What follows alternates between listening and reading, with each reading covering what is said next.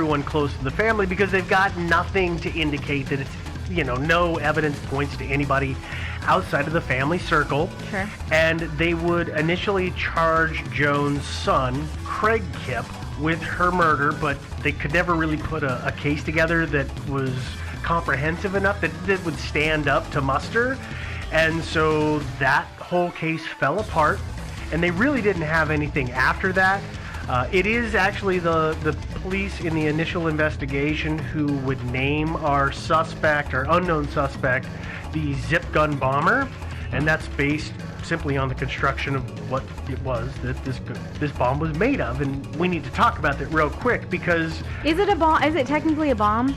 Technically, that's really... I have gone back and forth on that. I feel like let me explain the weapon. Yeah.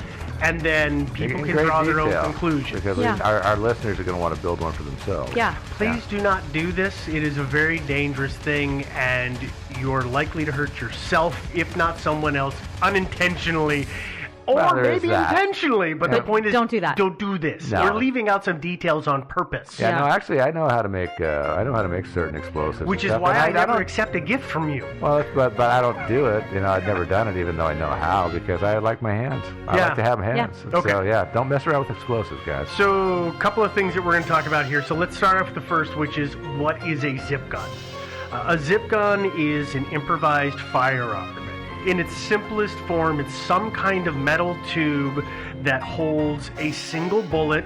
Usually and- 22, because it's 22 real, 'cause real they're low pressure. Yeah, they're the easiest ones. Then something is built into the back of that tube to strike the primer on the bullet to make a discharge. Use a spring, To make it rubber go band. off. Yep, Yeah. yep. And I was gonna say that they can be complex, but the simplest one I saw literally was a tube with something duct taped to it and a rubber band with a nail and a piece of metal on it to pull back like a slingshot to generate a little force to set off a 22 cartridge, because the thing is, rimfire cartridges, 22 cartridges, don't have to have a good solid direct hit to set them off. Well, they do, just on the rim, but Well, but they don't have to be a dead center hit. Well, you know, yeah. like you don't have to hit the primer perfectly to get that booger to go, and that's the point. They're easy to fire. yeah.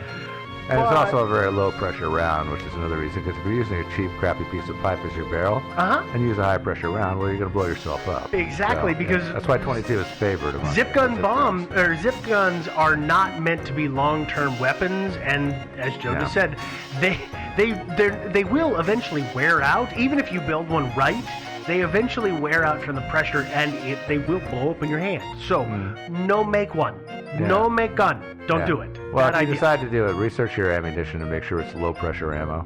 Oh yeah, that's a good yeah, point too. No 44 mags, okay? Or, Yeah. just don't do it. Or just don't do it. I like my, that's There's right, that. don't do it. Great. So zip guns themselves, though, this was something that was popular back in the 40s, in the 50s, but of course, as the price of guns came down and the volume of available guns went up, it stopped making sense, never mind the fact that zip guns are really only good for one round. Yeah. There are some designs out there that are quote-unquote multiple rounds, but it's a little weird. Yeah, no, you see them in prison sometimes, in jails and things. And obviously, if you're in a certain situation where you say you're under military occupation and all the guns have been confiscated, Oh, yeah. it's time to be. It's a good idea to know how to make yourself a zip gun. Oh yeah, no. Did But, you see yeah. that one? I was reading about improvised munitions in I don't remember what website it was, and they were talking about somewhere in the Eastern Bloc countries, and one was found that looked like a '90s Nokia cell phone. You remember the old Devin will probably remember this more than you, Joe, but it Yeah. was the old Nokia 9000 something, but it was the standard cell phone that everybody had.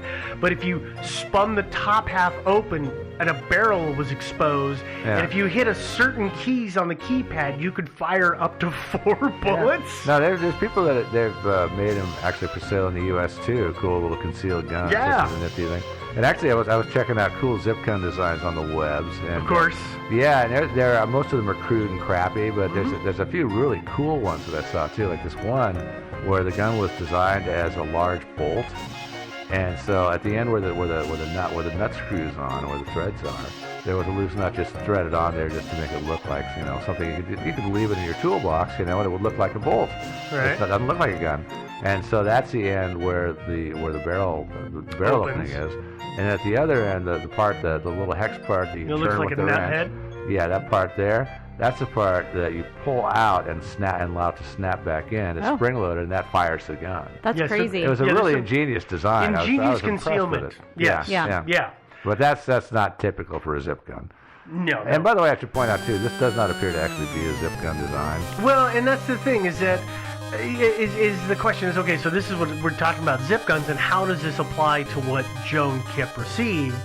Well, the book itself that she got, the book was hollowed out to allow room for the components of a zip gun, because as Joe said, it's not really a zip gun. Or a zip gun-like contraption. Yes, it's a zip gun-like contraption. Yeah, it's an improvised gun. Yes, sure. because inside of it, what is happening is someone has put in a short barrel or two, and those barrels were apparently made from automobile brake line. Then there's at least one 22 caliber bullet, a couple of D-cell batteries, some wires, a spring from a ballpoint pen, and then that spring is attached to the lid. And how this thing worked is that whoever made the bomb used the spring as a part of an electrical circuit. So it becomes a bit of an IED, an improvised. What happens is when they would lift the lid, the spring would move. It would complete a circuit that was mounted to those batteries. Appears that there was a filament, like a light filament, like an incandescent light filament. Yeah, light bulb. Yeah, on the back of the bullets, so that when the circuit was completed, that would generate heat, which would then set off the primer, which would then set off the bullets. So it wasn't a physical strike, it was some kind of electrical setup. And I don't think that's the way they actually did it, because you'd have to heat that 22 bullet for a while to get it to cook off, and they wouldn't all go off at the same time. So this one fired two bullets in different directions, one of which hit Joan, the other one which flew off in the other direction. And so what I think he did is the filament was actually an initiator, and there's ways you can do that. If you want to make your own blasting caps, you use a light bulb that you've broken the glass off on, and you wrap a paper tube around it, pour black powder in there, and seal out the end, and you've got yourself your blasting cap there. And so what I think he did is he had like a central little thing that you could screw two brake lines on either end. I think what he did is before he screwed those on, he stuffed a couple of 22 caliber bullets into them loose, screwed them on, and then the third side, before he put the initiator in, he poured gunpowder in there, placed his initiator in there, secured it, and attached the wires to it. And so I don't you've think he had probably given complete more cartridges. information than I ever would want to give somebody on how to light one of these devices off. But the point is, it was part of a larger circuit that would then fire the bullets. And that was what made it different from your typical zip gun, is that it was electrically initiated. Correct. Not by striking it is the a electrical primer. initiation is what distinguishes this thing from what the rubber band method that we were talking about before.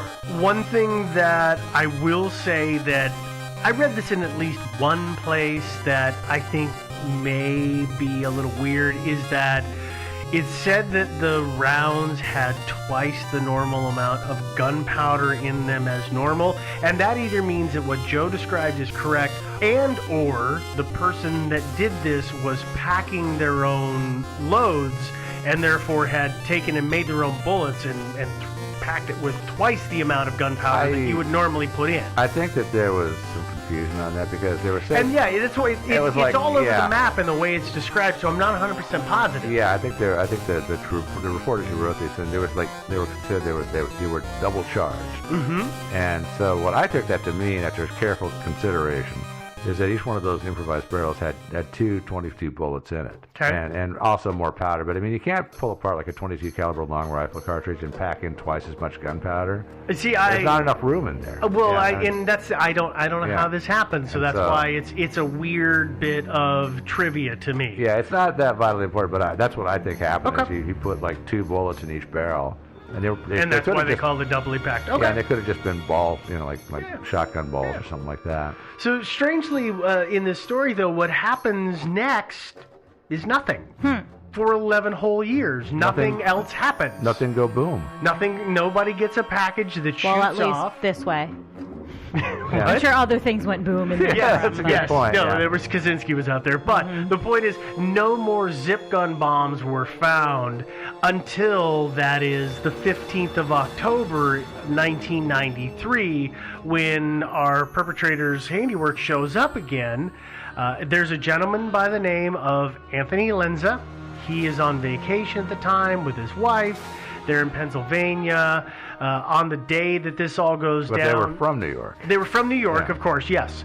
But what happens is on that day, their children come to visit them in Pennsylvania, and they bring the mail from the Lenz's home with them, say, hey, Mom, Dad, here's all your mail that built up, kind of thing. So Anthony, he's a retired sanitation worker for New York City, but he gets the package, he opens it, and inside of the box he sees what's described as a medallion box. And what I can figure out is this is essentially similar to a coin box that people will use to hold or display their coins. It's Like it's fancy ones. Yeah, it's a velvet velvety wrap. box. Yeah, it's the blue velvety wrapped box. Yeah, just with a gun barrel sticking out each side. Yeah. Not exactly. But what's similar to the cookbook that Joan got, is that this box, it's wide and flat, but not that tall, maybe an inch or so high. And so he opens the box, and he is shot by one of the rounds that comes out of it, as well as two other family members, because it turns out this thing had 3 rounds in it. It had 3 barrels, right? Yeah, 3 barrels, and they hit a person apiece. All of the family were, and by the way, these went in all different directions, which we'll talk about in a second, but all of the people were hit. All of them were taken to the hospital. They all survived their wounds. They weren't massively life-threatening. But as we talked about before, like Joe had said, is that the one, it appears, and the reporting is unclear on this, but the one that hit Joan, I know it had 1 round. Joe seems to think that maybe it had 2. I can't confirm that. But we know for sure that this one had 3. 3 rounds? 3 rounds with 3 barrels, which means that whoever was putting this together was trying to hit somebody no matter what happens. Because, remember, a bullet has to come out of the side. This box, or this medallion box, isn't that tall. So it's not as if you could stand up a 22 cartridge round in it and have stuff behind it to light it off easily. So it had to go out the side. So when Joan got her book, you open a book with the spine to your left. So likely the first round shot out of the bottom of the book to hit her directly south of the spine, to hit her in the abdomen. But it also shot out the top, which could also, besides if she opened it from, the wrong opposite way. direction. Or, if the guy really hit the jackpot, she opens it and somebody else is standing right in front of her, then, hey, jackpot, you killed 2 people. Which is what happens with the Lenza case, because Yeah, it had 3, and I don't know which way he opened it, but he must have in some way opened it so that 1 round was at him, and then there was people, either in front of him or to the side of him, however the case may be, so that it shot in the opposite directions and hit those 2 people. Figuring out the way this thing is opening to hit people, like they definitely want to take people out. Those cases are usually like books in that they have a spine. They have a hinge They have box the hinge side, part, yeah. and then there's the 3 other sides. So Yeah. it's not I think like that- it's So I rocket think, science. I don't think that, I think the thing is that they didn't set it up so that a round would go out the hinge side. Right, that's what The I mean. intention is go out all the other sides, because likely no matter which way somebody's opening, if it's flat to them, it's going to get them. And that's the insidious bit of the way that this trap was set to me. And that whole, the use of the filament, the use of multiple rounds, the use of multiple barrels, those are things that would become signatures of the zip gun bomber. Another thing would be the return address, because the return address on the packages would appear to be from major organizations. Like one of them was from the March of Dimes.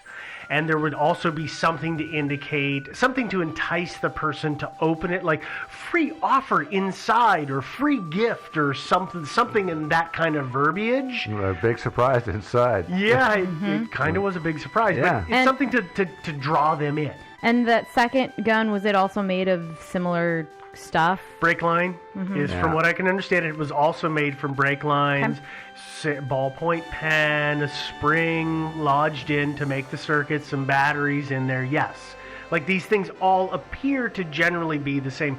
And there are some questions that I have, but we'll address that later on in terms of specifics. The part that makes me curious about the whole thing, makes me want to build one of these things, is I don't know. I totally see how to build one of these things. It'd be very easy.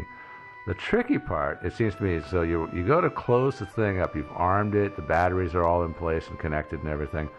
Getting that cover shut without shooting the guns off, that's tricky. The rest of it, not too hard. But I hate to tell you this, Joe, but it's not. How many times have you bought something with like watch batteries pre-installed? Yeah, in it, that's what and I was it's got thinking. the little You pull plastic the little pull plastic tab, and pull tab out. the watch works? Well, that's kind of what I was thinking is what he must have done. But I was trying to think of any other way to do it, and I can't really think of it. But No, yeah. I think that's probably the simplest That's always method. the tricky thing about bomb making, though, is not blowing yourself Oh, up. listen. It's like, okay, have yeah. we ever talked about this, that my old man was in bomb disposal? We have. Okay. Yeah. And the fact that he still has all his bits and pieces, to me, is amazing. But it turns out that for the most part, as long as you understand electrical circuitry and the chemical compounds that go into it, it's pretty easy to build, disturbingly so. It's easy to build. Easy to and take 'em apart. Not easy, but relatively speaking, if you know what you're doing, it's not too hard to pull them apart without igniting them. Yeah, So- I don't think there's in real life. It's not like in the movies where they're so devilishly complex that if you cut the wrong wire, we'll all blow up. Yeah, Yeah. and look, I put the green wire where the red wire goes so that you'll put it wrong. Oh, you figured out my clever ruse. No, it's not like that. Not really like that at all. Okay. But, yeah. Let's keep moving forward in our story here before we get too far off a topic. Okay, so this whole thing with Mr. Lenza happens in October of 93. 6 months later, on the 5th of April, 1994, a package addressed to one Richard McGarrell would show up at a home that it turns out he no longer lived at, but he had previously been living at, and that was the home of his sister Alice Caswell. Alice was 75 at the time, but this package shows up at her Brooklyn home, and she looks at it and she says, that's weird. Okay, well, what's in here? And just like the last one, Alice opens it up, and as you can guess, she was shot. She was not killed by the bullet. She did survive, though of course she was injured. And so far, we've got 3 different victims, and it appears that there's no real connection between them. And that seems to be an ongoing thing in this case, is there's no real obvious connection from one person to the next. No, I mean 4 out of the 5 victims had government jobs. And government/military employment does appear to eventually come out as a connection, but it's very loose. The last victim was a real estate agent. I think he was retired. Did he have some military connection? Was he retired military? Not that I can tell. Okay. But let's keep going, because we're 2 away from him. Okay. We got victims to go here, unfortunately. Well, this is called foreshadowing. Oh, is that what it is? Yeah. That was just skipping ahead. So it would be over a year before the zip gun bomber would strike again. This time at the Gilmore home. The Gilmores lived in Queens. Stephanie Gaffney, who was 18 years old and also about 8 months pregnant, was on the phone with somebody when she saw a package addressed to quote-unquote Gilmore or occupant. Fun fact, opening mail that comes like that to your house is not mail fraud. No. Actually, any mail that it's comes not to your illegal. house, it's not illegal. It says occupant, right? Well, Yeah. but even like the one before where it was to her brother, it's not mail fraud. If it's addressed to It's where not you illegal. live. Yeah, it's not I illegal. think mail fraud is the wrong term, but it's not against the law to open mail that belongs to somebody else if it comes to If it your comes home. to your home. Yeah, it's Packages included. yep. Sorry, neighbors. It is also, right by on. the way, though, what this person is doing, our perpetrator is doing by mailing an explosive like this, is against the law. That's It true. is. It is. Really? Surprise. I mean, if you consider it a gun, it's totally against the law because rifles and shotguns, I've learned, can be mailed with disclaimers, but handguns can't be sent through the U.S. Postal Service. They have to be done through other carriers. Yeah, like So if you UPS consider or this FedEx, on the yeah. same par as that, it's illegal. Pretty sure And- bombs are definitely illegal. And yeah, if you could Yeah. just like, oh, well, it's a bomb. Well, that's totally Yeah. illegal. Yeah. Also, with the intention of hurting people, pretty illegal. Usually. Totally illegal. Yeah. Plus, the feds just generally tend to take anything serious. Anything having to do with them, they take extra serious. Yes. You can plan on extra penalties just Oh, of for course. that. Of yeah. course. You're just going to get the extra Fed penalty